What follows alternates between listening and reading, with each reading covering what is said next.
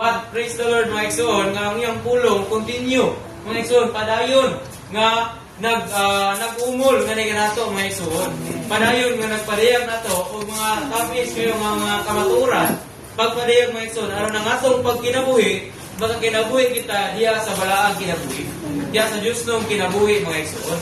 Dayon mapadayag nato siya diya sa kinaiya ni Kristo. Muna salamat sa atong Ginoo mga igsoon.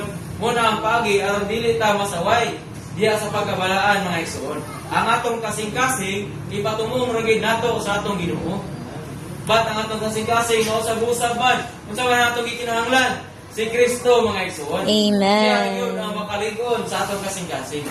Dili walay laing tao bisan kita dili ta makalig-on sa atong makapalig-on sa atong kasing-kasing.